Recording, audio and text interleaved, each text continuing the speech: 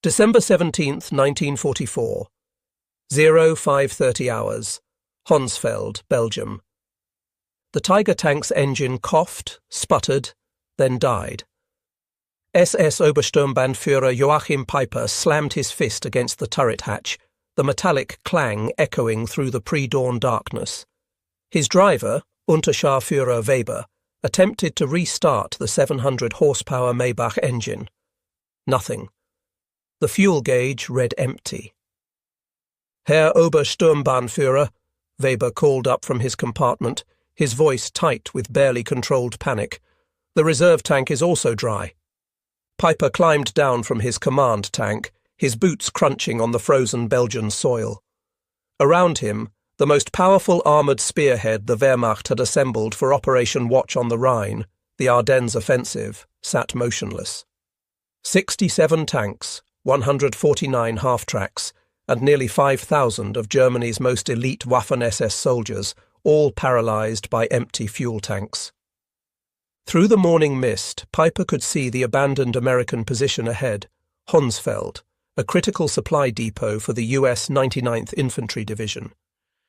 The Americans had fled so quickly they'd left fires still burning in oil drums, coffee still hot in metal cups.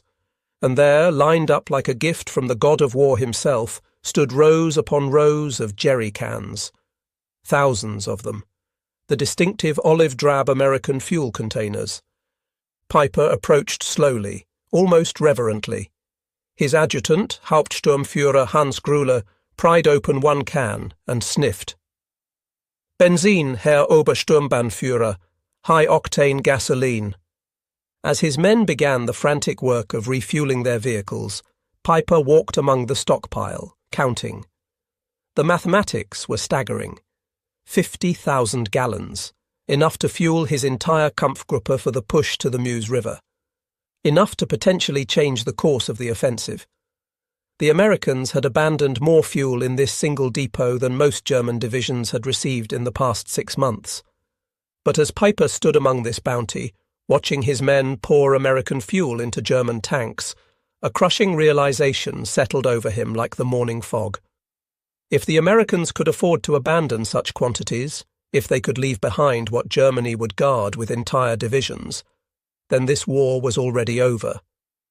Germany hadn't just miscalculated. Germany had fundamentally misunderstood the nature of its enemy. 6 months before Peiper's discovery at Honsfeld in June 1944, Albert Speer, Hitler's Minister of Armaments and War Production, had presented the Führer with a report that should have ended all offensive operations immediately. Germany's synthetic fuel production, the lifeblood of the Wehrmacht, had been systematically destroyed by Allied bombing. The Leuna works, which had produced 175,000 tons of fuel in April, managed only 5,000 tons by September. The Bergius hydrogenation plants at Pölitz, Blechhammer and Brooks were operating at less than 10% capacity. The numbers told a story of inevitable defeat. In 1944, the United States produced 1.8 billion barrels of crude oil. Germany, including all synthetic production and captured Romanian fields, managed 33 million barrels, less than 2% of American production. The Third Reich was attempting to wage mechanized warfare with horse-drawn logistics, while America was drowning its armies in petroleum abundance. Major Friedrich Zimmermann of the Wehrmacht's Logistics Command had calculated that the Ardennes offensive would require 4.5 million gallons of fuel to reach Antwerp. Hitler allocated 5 million gallons, but only half was actually delivered due to transportation problems. The German High Command was betting the entire offensive on capturing enemy supplies, a strategy that revealed terminal weakness rather than strength. The Americans, meanwhile, had constructed a petroleum pipeline system across France called PLUTO, Pipeline Under the Ocean, and the Red Ball Express, a massive truck convoy system that delivered 12,500 tons of supplies daily to the front lines. By December 1944, American forces in Europe were consuming 1.2 million gallons of fuel per day and receiving 1.4 million gallons. They were accumulating reserves while fighting. Joachim Peiper was not a fool. At 29, he was one of the youngest regimental commanders in the Waffen-SS, holder of the Knight's Cross with oak leaves and swords, veteran of the Eastern Front, where he had learned that in modern warfare, fuel was more precious than ammunition. His Kampfgruppe had been designated the Schwerpunkt, the decisive point, of the entire Ardennes offensive. On December 14th, 2 days before the offensive, Peiper attended the final briefing at Tondorf. General Sepp Dietrich, commanding the 6th SS Panzer Army, was blunt. "You will have enough fuel to reach the Meuse if you capture American supplies." The fuel allocation for Kampfgruppe Peiper was 31,000 gallons, enough for 50 miles of combat operations. The distance to the Meuse was 65 miles. The mathematics of failure were built into the plan from the beginning. As his column prepared to advance on December 16th, Peiper issued strict orders. Tanks would operate in single file to conserve fuel, engines would be shut off during any halt longer than 5 minutes, and the capture of American fuel dumps was priority 1, above even tactical objectives. The contrast with American operations could not have been starker. That same morning, Captain James Rose of the US 743rd Tank Battalion, stationed just 20 miles from Peiper's starting position, recorded in his unit diary, "Received fuel resupply, 8,000 gallons. Third delivery this week. Storage tanks already at capacity." December 16th, 1944, 0530 hours. The German artillery barrage that opened Operation Watch on the Rhine used more ammunition in 2 hours than the Wehrmacht had allocated for entire operations earlier in the war. But even this impressive display masked critical shortages. Peiper's column began moving at 7 a.m., already behind schedule. The roads, which on German maps appeared as highways, were narrow country lanes, many unpaved. Within hours, traffic jams developed as vehicles designed for the Russian steppes struggled through the Ardennes forest. At Lanzerath, Peiper's first objective, they encountered unexpected resistance from a single American intelligence and reconnaissance platoon, 18 men who held up the most powerful German armoured column for nearly 10 hours. During the delay, Peiper's vehicles sat idling, burning precious fuel. When they finally broke through and reached Honsfeld at dawn on December 17th, Peiper's column had covered 20 miles and consumed 40% of their fuel. At this rate, they would run dry before reaching the halfway point to the Meuse. The American supply depot at Honsfeld was not even a primary facility. It was a forward supply point for the 99th Infantry Division, what the US Army classified as a Class 3B depot, a temporary fuel station. Yet what Peiper found there exceeded the monthly fuel allocation for an entire German panzer division. Hauptsturmführer Hans Gruhle later testified, "We found pyramids of jerry cans, each containing 5 gallons of gasoline. They were stacked 3 meters high, extending for perhaps 200 meters. The Americans had not even attempted to destroy them. The captured fuel was high-octane aviation gasoline mixed with motor fuel, 80 octane or higher. German vehicles, especially the temperamental Maybach engines in the Tiger tanks, were designed for 74 octane fuel. The American gasoline was actually too good, causing engine problems in several German vehicles. As Peiper's men refueled, they made more discoveries. Sergeant Wilhelm Hoffmann found shipping manifests in the depot office. He could read English, having worked in his father's import business before the war. The papers indicated this fuel had been shipped from Texas to New York, across the Atlantic to Liverpool, across the Channel to Normandy, and trucked 400 miles to Honsfeld. The journey of over 6,000 miles had taken less than 6 weeks. "I showed the papers to Obersturmbannführer Peiper," Hoffmann recalled in a 1976 interview. "He read them twice, then crumpled them up. He said nothing, but his face went pale. We both understood what this meant." Private Ernst Kahler found a stack of Stars and Stripes newspapers dated December 15th, just 2 days old. The headline celebrated the opening of a new fuel pipeline from Cherbourg to Verdun. capable of delivering 300,000 gallons per day. A single pipeline delivering more fuel daily than Kampfgruppe Peiper would use in the entire offensive. To comprehend the shock of Peiper's discovery, one must understand Germany's fuel situation by late 1944. Since May, Allied bombing had reduced synthetic fuel production by 90%. The Luftwaffe was grounding aircraft for lack of aviation fuel. Pilot training had been cut from 250 flight hours to 60 hours. The German Navy's surface fleet had effectively ceased operations. U-boats were fitted with snorkels to conserve diesel by running on batteries longer. On the home front, German civilians had not seen private automobile traffic since 1942. Gasoline was so precious that the Gestapo investigated black market theft of individual litres. Farmers were returning to horse-drawn ploughs. Meanwhile, the United States was producing 67% of the world's oil. The East Texas oil field alone produced more petroleum than all of German-occupied Europe. American refineries were operating at such capacity that Standard Oil was experimenting with new petroleum byproducts simply because they had excess crude. With the 50,000 gallons captured at Honsfeld, Peiper's column surged forward.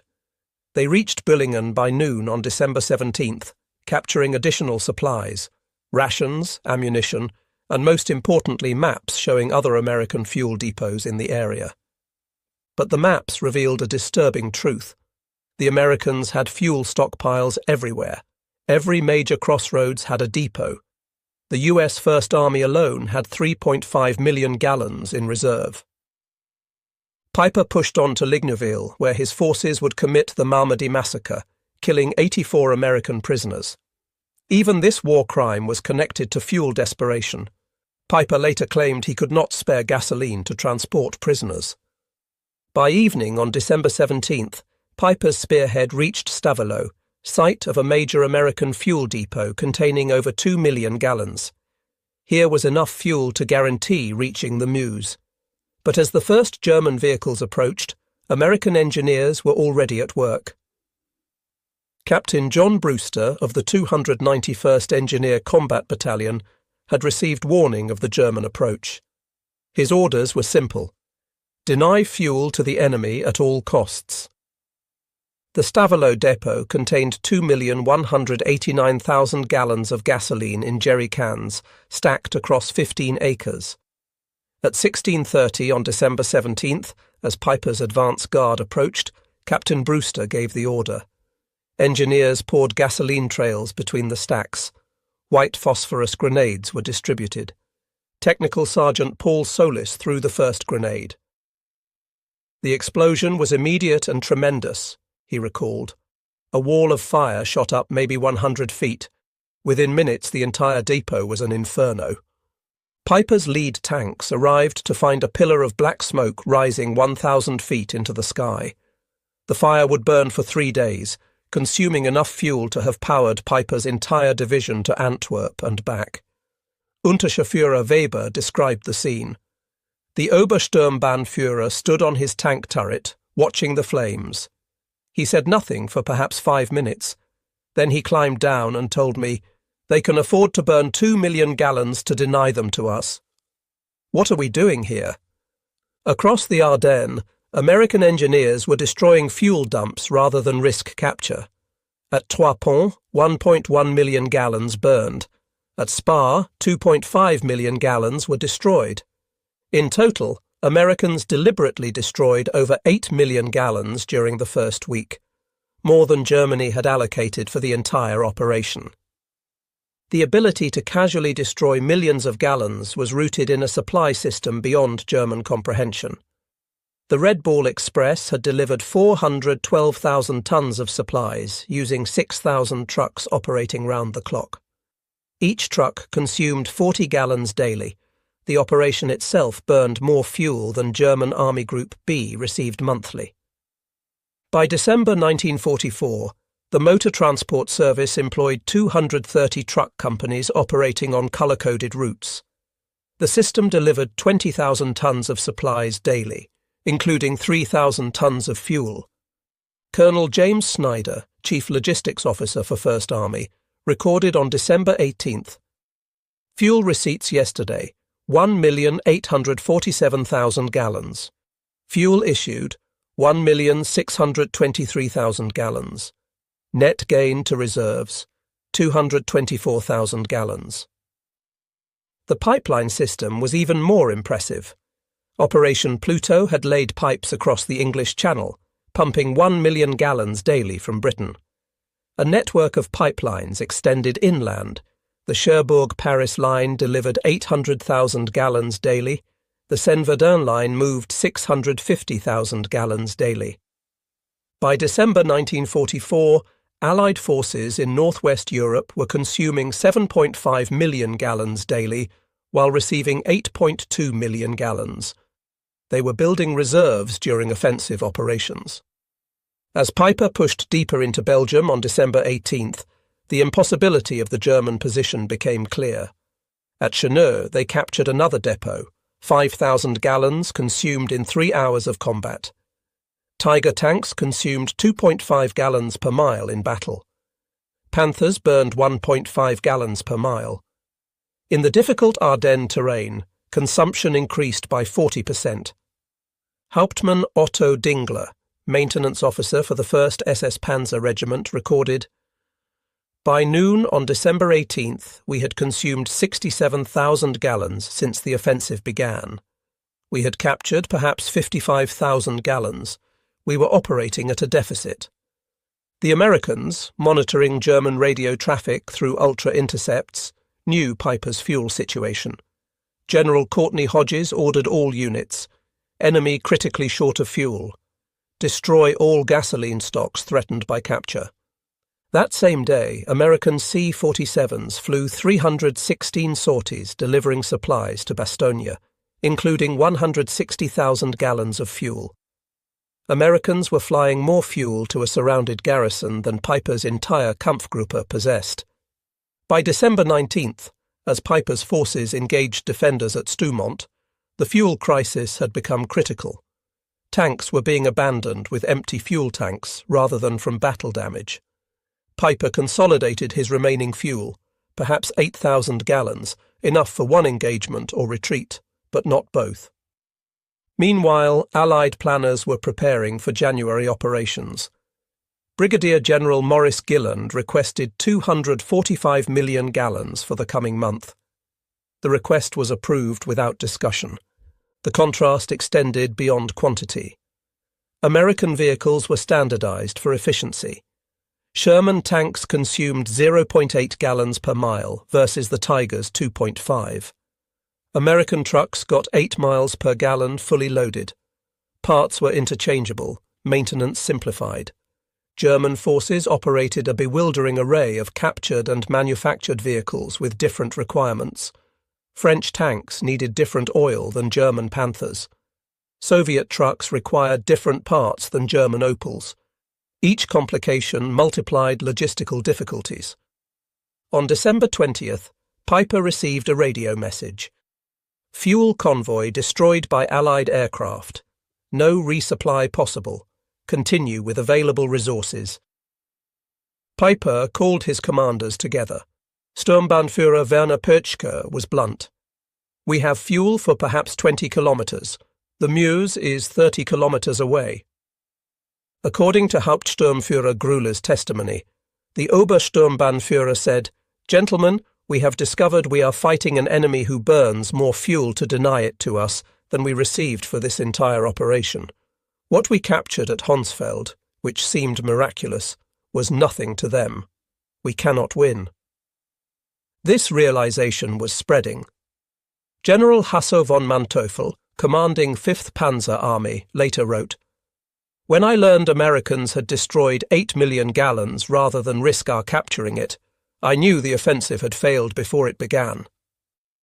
Colonel Friedrich von der Heydte, captured December 23rd, told interrogators, "Your soldiers throw away chocolate.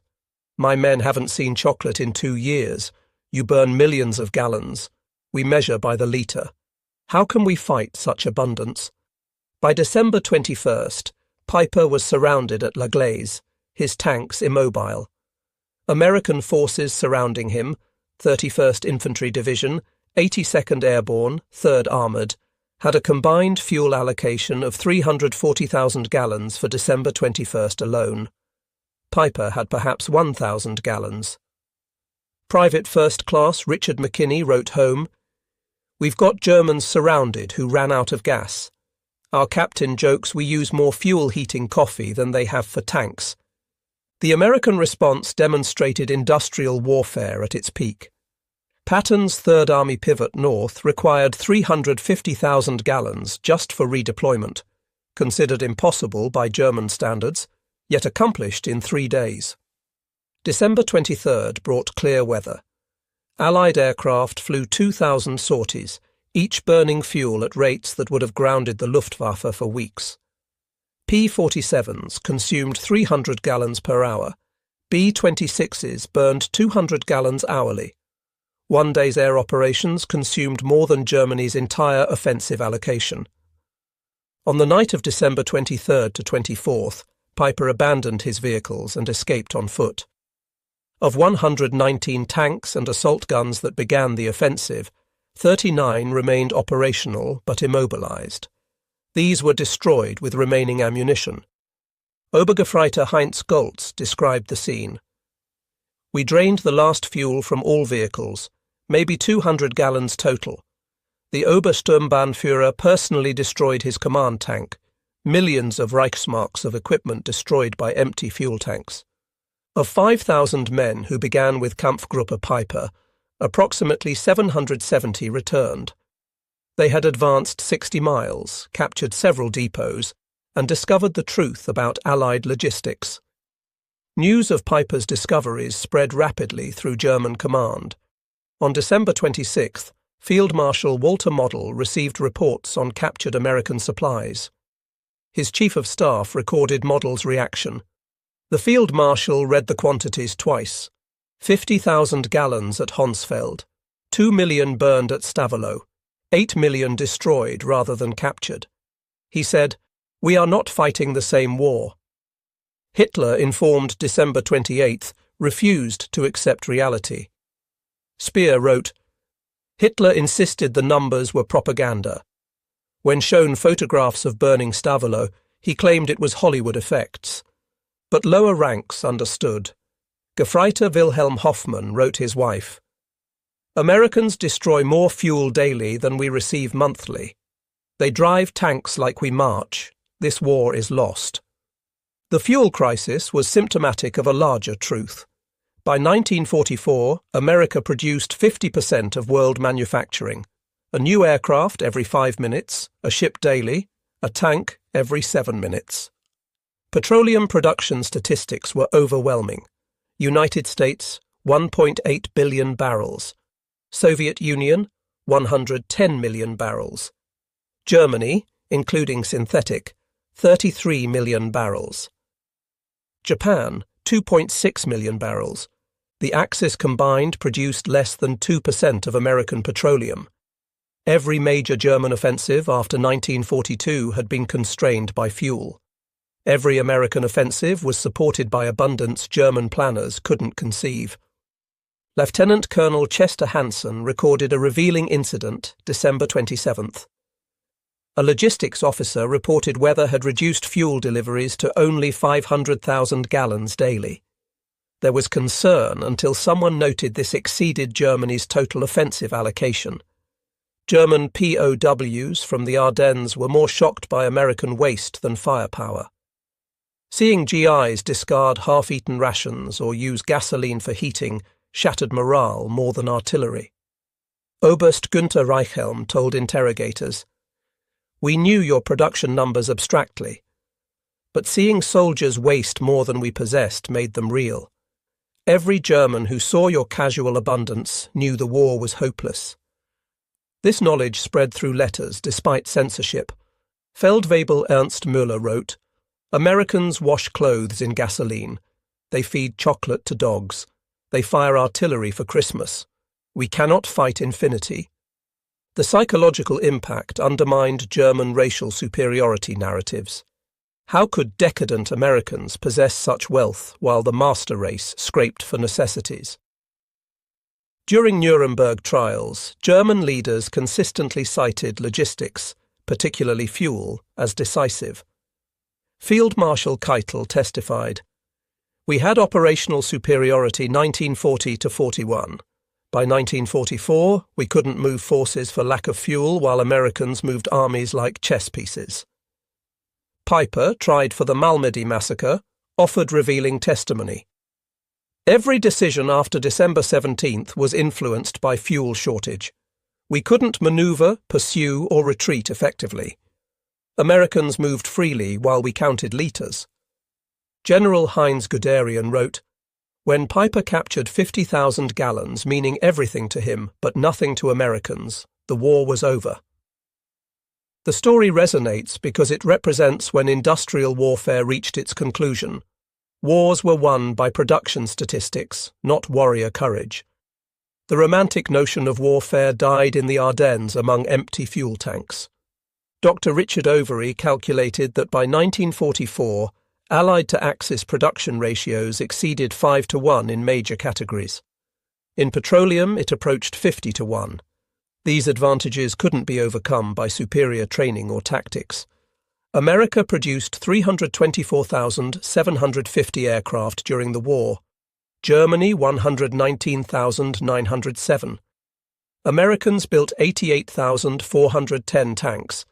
Germany 46,857. But most tellingly, America refined 1.8 billion barrels of oil in 1944 alone, while Germany scraped together 33 million barrels. December 24th, 1944. As Peiper's men slipped through American lines on foot, abandoning 39 tanks, 70 half-tracks, and 177 other vehicles, the magnitude crystallized. They had captured 50,000 gallons, seemingly miraculous, only to learn it was meaningless to an enemy who could burn millions. Unterscharführer Weber reflected in 1975. "That morning at Honsfeld, finding American fuel, we celebrated like winning the lottery. By evening, learning about Stavelot burning, we understood we'd already lost. Americans had so much they could destroy what we'd die to possess." The 50,000 gallons was less than a single American armoured division consumed in 2 days. Less than the Red Ball Express burned in 3 hours. A rounding error in Allied daily consumption. Major General J. Lawton Collins later wrote, "Germans' desperate attempts to capture fuel revealed their miscalculation. They assumed we valued fuel as they did, as irreplaceable. They couldn't comprehend we had so much we could burn millions rather than risk tactical disadvantage." Operation Watch on the Rhine failed through immutable mathematics of industrial warfare. The offensive consumed approximately 2.8 million gallons, 40% over allocation, the difference from captured supplies. During the same period, Americans consumed 267 million gallons, nearly 100 times more. The Wehrmacht lost 100,000 men, 800 tanks, 1,000 aircraft. But most devastating was loss of illusions. Every German witnessing American abundance understood Germany wasn't fighting a war but participating in its own execution.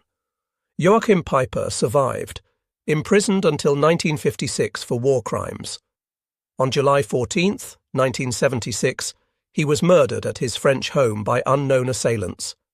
But in 1967, he told historian Henry Lehmann, "Finding that depot was the worst thing. If we'd run out earlier, we might have retreated with dignity. Instead, we discovered Americans had oceans while we had drops. We discovered impossibility." The lesson extends beyond World War II. In industrial warfare, logistics supersedes tactics. Production overwhelms courage. Abundance defeats dedication. The German soldier of 1944 was arguably better trained and more experienced. It didn't matter. Americans were backed by an industrial machine that could waste more than Germany could produce. This truth was encoded in every jerrycan at Honsfeld, every gallon burned at Stavelot, every pipeline across France. Wars between industrial powers would be won by factories and refineries, not brilliant generals. Colonel Trevor Dupuy calculated that in December 1944, each American soldier was supported by 67 pounds of supplies daily. Each German received 3 pounds. Americans complained about waste. Germans would have considered American waste unimaginable abundance. In 1984, 40 years after the battle, veterans gathered at La Glaise. The museum displays Peiper's Tiger tank, still positioned where it ran out of fuel December 23, 1944. Former Unteroffizier Karl Wortmann stood beside the tank with former Staff Sergeant Roy Anderson of the 30th Infantry Division. "We always wondered why you stopped," Anderson said. "We thought it was tactical." Wortmann laughed bitterly. "We stopped because tanks were empty. You burned millions to keep it from us. How could we fight that?" Anderson was quiet, then said, "We never knew you were that short. We had so much we never thought about it." That exchange captured December 1944's truth. One side measured by the gallon, the other by millions. One fought for each jerry can, the other burned oceans. The outcome was predetermined. German records provide damning evidence. Army Group B's War Diary, December 1944. December 16th. Offensive begins. Fuel 70% of minimum. December 17th. Peiper captures 50,000 gallons. December 18th. Multiple depots destroyed. 5+ million gallons lost. December 19th. Fuel critical. Units immobilized.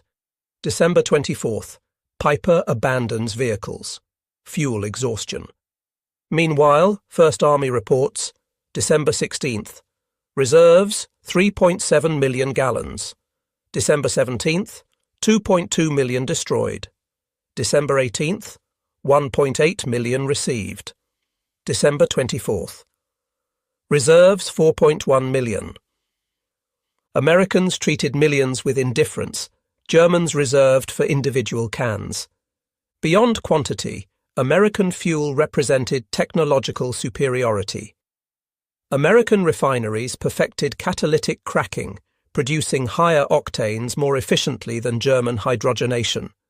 American 100-octane aviation fuel gave aircraft performance advantages over German planes running 87-octane synthetic. Americans perfected additives Germany couldn't replicate: tetraethyl lead, ethylene dibromide, detergents. German engines, designed for lower quality, often ran poorly on captured American gasoline.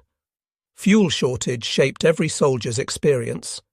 Gefreiter Hans Müller recorded, December 20th, marched 30 kilometers, no fuel for trucks, past abandoned American vehicles with engines running for warmth. They leave engines running. We march through snow. Medical services were crippled. Ambulances couldn't evacuate wounded. Hospitals couldn't run generators. Men died waiting for transportation that never came. Oberarzt Dr. Wilhelm Kersting testified, "We had excellent surgeons, supplies captured from Americans, but no fuel for ambulances. Men died who could have been saved with 10 kilometers transport." The discoveries shattered German propaganda about American weakness. Soldiers had been told Americans were soft, incapable. Then they discovered Americans could destroy more than Germany possessed. Goebbels's diary, December 28th. Reports indicate serious morale problems. Soldiers write about American superiority, undermining our narrative.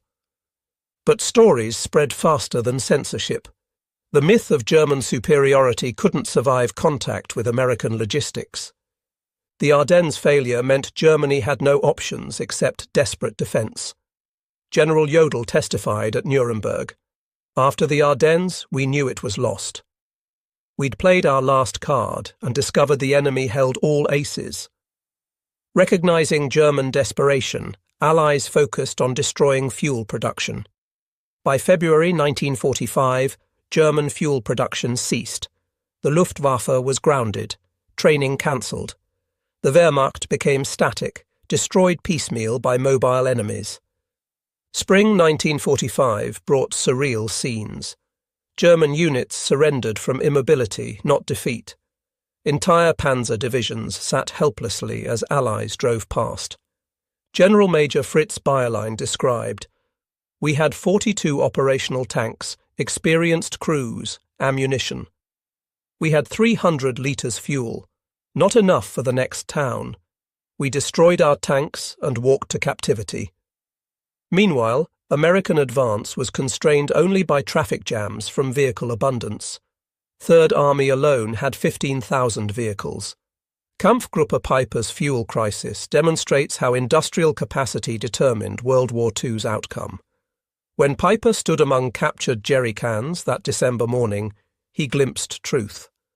They fought an enemy whose waste exceeded their need. The numbers tell everything. German offensive allocation, 5 million gallons. Fuel destroyed by Americans, 8 million gallons. Daily American consumption, 7.5 million gallons. Peiper's capture at Honsfeld, 50,000 gallons. Percentage of American daily supply, 0.6%. The Battle of the Bulge killed 19,000 Americans, perhaps 100,000 Germans. It destroyed Wehrmacht's last reserves. But its lasting impact was spreading knowledge through German ranks. America possessed incomprehensible abundance. Peiper's discovery wasn't just about fuel, but industrial warfare's nature. Victory belonged to whoever produced the most petroleum, steel, aluminum. Germany never had a chance. The final irony: American forces cataloguing abandoned German equipment at La Glaise found 39 perfect tanks, abandoned solely for lack of fuel. Major Robert Harrison's salvage report noted, "Fuel required, 8,000 gallons. Classification, minimal. Source, local reserve. Time, 4 hours." What was impossible for Germans, 8,000 gallons to save their best tanks, was beneath American notice. A minor request using local reserves exceeding Kampfgruppe Peiper's peak strength. This was Peiper's discovery at Honsfeld. Not just that America had more fuel, but that American abundance operated on a scale making German scarcity irrelevant. The war was over when American industrial capacity mobilized. Honsfeld revealed what had been true since 1942. Germany fought the impossible, measuring defeat in gallons while America measured victory in oceans. The Tiger tank sits in La Glaise's museum, fuel gauge empty, monument to when tactical excellence met logistical reality and lost. Visitors ask why such powerful tanks were abandoned. The answer, no fuel. In industrial warfare, that was the only answer that mattered.